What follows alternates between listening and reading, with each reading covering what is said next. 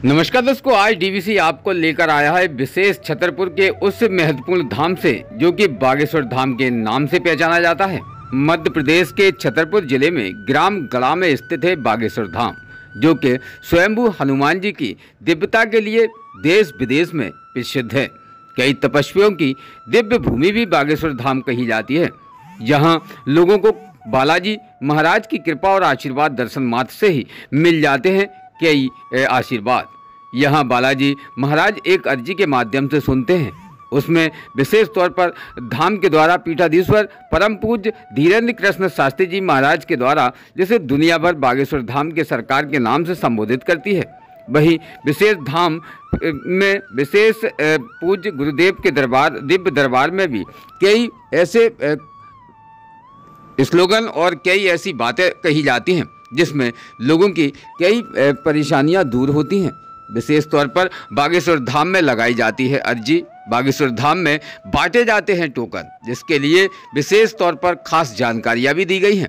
बताया जाता है कि बागेश्वर धाम में टोकन समय समय पर वितरित किए जाते हैं। इसके लिए आपको बागेश्वर धाम कमेटी से संपर्क करना होगा। इसके लिए एक तिथि निर्धारित भी की जाती है। तिथि से पहले बागेश्वर धाम जाने वाले सभी श्रद्धालुओं को सूचित किया जाता है कि इस तारीख को टोकन डाले जाएंगे। इसके लिए परिसर में एक पेटी रखी होती है, जिसमें आपको अपना नाम, पिता का नाम, अपने गांव, जिला, राज्य का नाम पिन कोड के साथ लिखना होता है और साथ ही अपना मोबाइल नंबर लिखकर डालना भी होता है। टोकन डालने के बाद जिस व्यक्ति का नंबर लगता है उस व्यक्ति से Bageshwar Dham committee mobile number के माध्यम से संपर्क भी करती है और उसे टोकन दे दिया जाता है। इस टोकन में आपको एक तारीख मिलती है और उस दिन ही बागेश्वर बालाजी महाराज के दरबार में आपको हाजिरी भी लगानी होती है।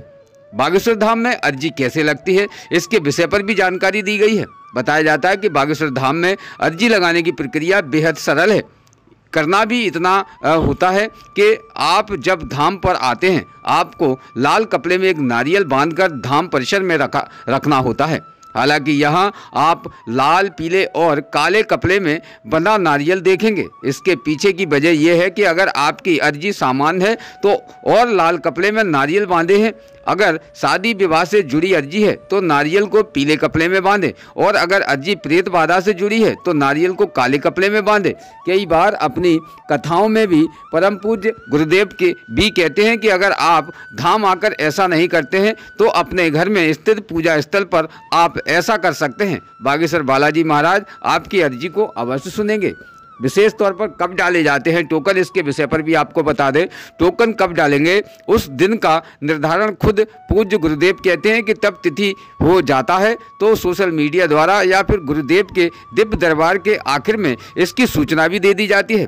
टोकन लेने के लिए जिस पर्ची को भक्त जमा करते हैं उसमें कुछ पर्चियों को छांटकर फोन के माध्यम से भक्तों से संपर्क किया जाता है। इसका मतलब ये होता है कि बालाजी महाराज की इच्छा और आशीर्वाद से आपका नंबर आ जाता है।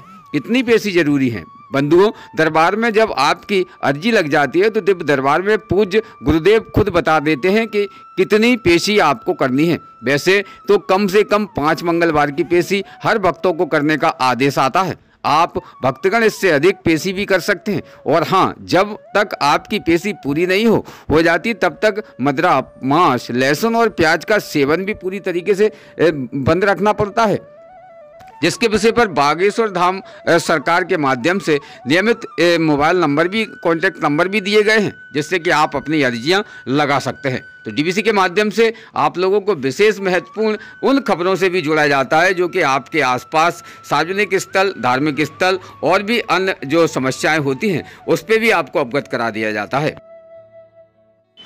तो यह है मध्य प्रदेश में छतरपुर में बसे हुए गड़ा गांव के पास में स्थित बालाजी दरबार, जिस बालाजी दरबार को बागेश्वर महाराज के नाम से जाना जाता है। यहाँ सन्यासी बाबा निरंतर अपनी भव्य विशेष कृपा बरसाए हुए हैं। यहाँ भक्तगण काफ़ी दूर दराज से भी यहाँ भगवान के दीदार करने के लिए आते हैं। किसी के घर में भूत प्रेत बाधाओं का वास होता है तो यहाँ आकर उन बाधाओं को भी काटा जाता है।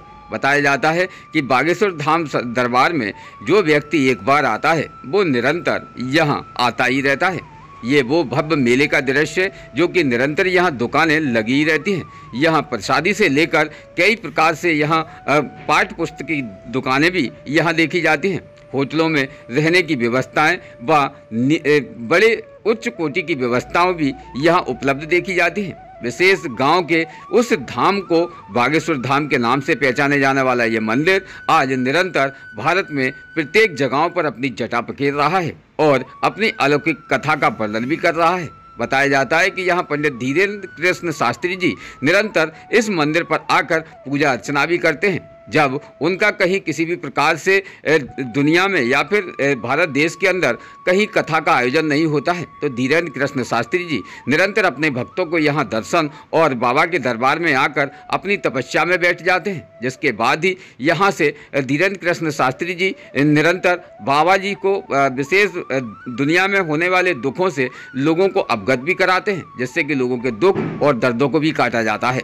तो यह मैन वो दरबार जहां भव्य महाआरती का आयोजन हुआ और उस आरती में शामिल होने की विशेष प्राथमिकता डीवीसी के माध्यम से भी की गई और यह डीवीसी परिवार के माध्यम से उस विशेष महा आरती में शामिल होने का अवसर भी प्राप्त हुआ। जुड़े रहिए डीवीसी 24 से और देखते रहिए ऐसी कई खबरें जिन खबरों में कहीं ना कहीं आपको विशेष प्राथमिकता से उद्देश्य भी दिखाई देते हैं। वेंसकाल ब्यूरो रिपोर्ट, इमरान अली खान।